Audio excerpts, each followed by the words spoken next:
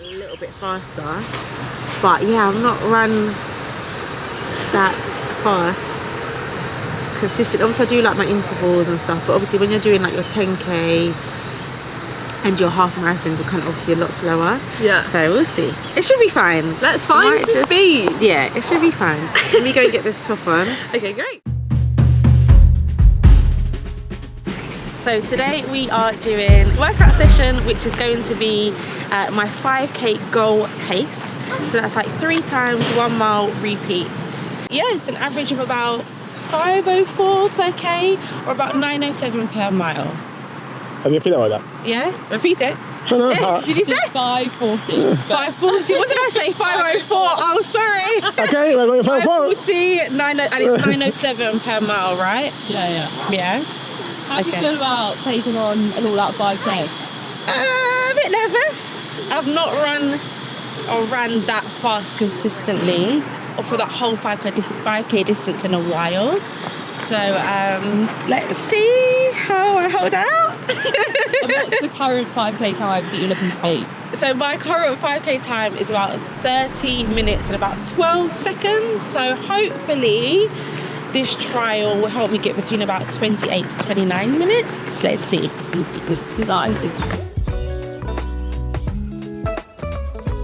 Are you visualizing yourself in the moment of like pushing when it's gonna hurt? What do you think about it? That's probably why I feel nervous, because I'm thinking about how hard this is going to be, probably how sweaty I'm going to be, and I think it's the mental side of running fast for me. I enjoy the slower runs because I can kind of take it easy and look around, whereas like you kind of have to be mentally ready to run fast, if that makes sense. Yeah.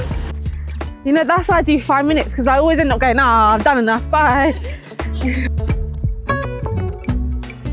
Can you edit out sweat patches? It goes like midway through, I'm like, hey! Right. Jogging with me? 9:07 pace, wasn't it? Okay. Let's go. Yeah? Yeah.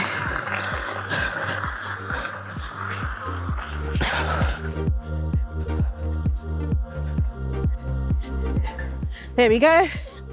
That's a 9:05 mile pace.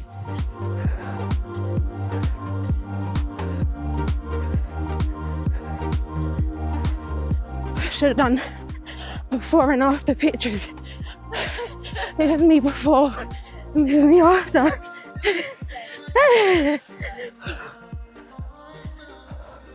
My most recent challenge was the London Marathon. It was an incredible experience running on home turf and seeing so many friends and family out on course. It took a lot out of me, and like so many others, I really struggled in the heat. The excitement and energy of the crowds got me through it, as well as Jess, of course, a day I'll never forget. After a big race like a marathon, it's easy to feel like you're in a bit of a limbo. I was relieved to cross the finish line. It felt like a huge weight that had been lifted off my shoulders. And for the first time in a while, I could truly relax without the constant pressure of training and the marathon looming in the back of my mind. But finishing that marathon also reignited my motivation to take on a new challenge. That's why I set my sights on chasing a new 5k PB. 3.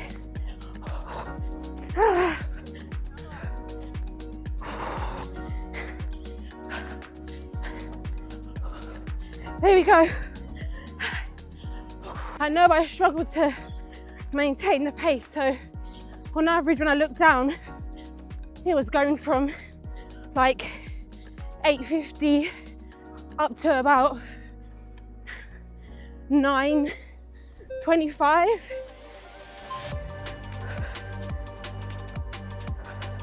I'm still pushing myself both physically and mentally, but training for a 5k feels that bit more manageable compared to the demands of a marathon. Trying to maintain that pace is the hardest bit. I'm a lot closer to it this round. Not on the dot, but a little bit closer. I'm aiming for consistency and discipline in each of those 1 mile reps. It's so important in a race or time trial to not go out too fast because I need to conserve my energy to maintain the same pace and really push in those final few minutes. 3, 2, oh, oh, my heart rate. How's that? Very hard. I'm gonna just walk for 30 seconds and then light jog again. My heart rate is so high. The first one after the marathon, I felt like my body was like all over the place. It just felt really weird. And that was like quite a slow interval session. Probably no more than about 4K or something. But yeah, 10 seconds. 3, 2, 1. Get to the end. This is my first speed session since before the London Marathon. I'll admit, I tend to avoid speed workouts unless they're built into a training plan.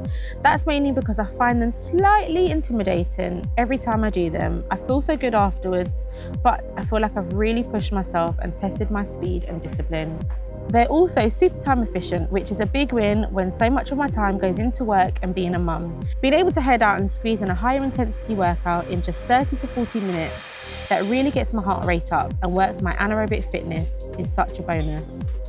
If you're able to sustain and maintain your 5K pace for each mile, it's a good indicator that you'll be able to achieve this on race day without the recoveries in between, when adrenaline will give you an extra boost. Ooh, went a bit slower. I was maintaining it for a bit before. A bit faster.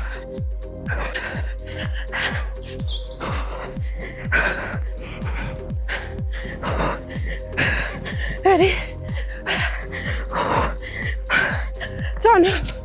Ah.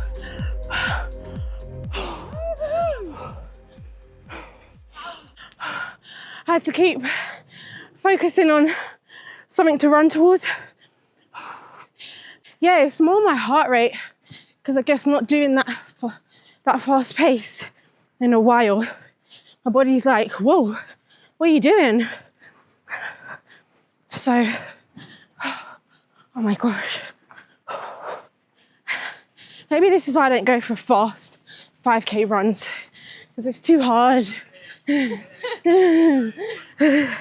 I do actually enjoy intervals, depending on the pace and the distance, because then you know it's like a short piece of work, then a rest to recover. But I don't know if that's because it was in miles. It just felt, and maybe because I was going faster than I normally would, it just felt that little bit faster. So that is the workout complete. I actually finished by doing a 5:37K pace and a 9:02 mile pace, which is actually pretty good. I think I've surprised myself. And that has then come out that I should be able to do my 5K in about 28:05 minutes. Let's see how I get on. Right, let's see if the workout's right. Let's go for my 5K time trial. Let's go. 3, 2, 1. Let's go. There she goes. This is my first hard effort, an all-out 5K in a long time. It really pushed me out of my comfort zone and I wasn't sure what to expect, which is daunting, but also quite exciting. Don't worry, this time next year, I'll look at this pace and be like, oh my gosh, I'm now doing faster than that. That's the aim.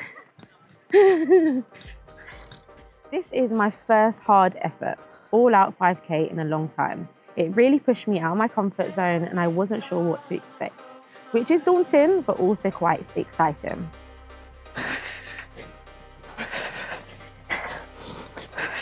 I actually surprised myself with the paces in the workout. I went a little bit faster than I expected to, and I was able to hold on and maintain the faster paces. This gave me a huge confidence boost for the time trial.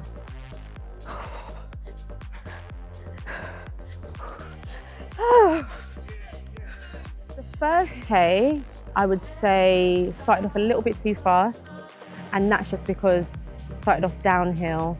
So I knew I was going too fast. And then second K is where I started to find my pace, started to feel quite comfortable. Maybe it actually felt good. I was like, okay, this feels good. Third K is when then it started to feel quite hard. And it was about maintaining that good pace that I had in the second K. But the fourth K is definitely those dig deep moments. So I started to have doubts of, can I actually make it to the end at this pace? Taking on a workout designed to predict your 5K time really pushed me both physically and psychologically. I was essentially simulating race pace effort and race day mindset. It pushed me to dig deep and give it everything.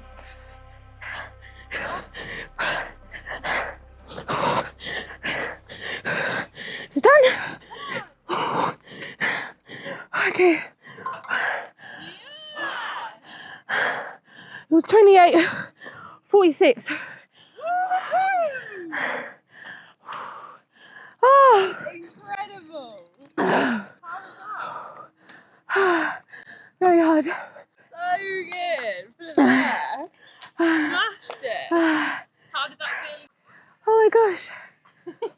Has this made you want to do a full 5K training block and go? I actually enjoyed that 5K and it gave me the boost to think about being able to even beat that time in a couple of weeks' time. So that is the end of my 5K time trial where I got 28 minutes 46. That was brutal, but it was fun and I did it. I've talked a lot about my London Marathon journey, so if you haven't checked out that video, then go and check it out now.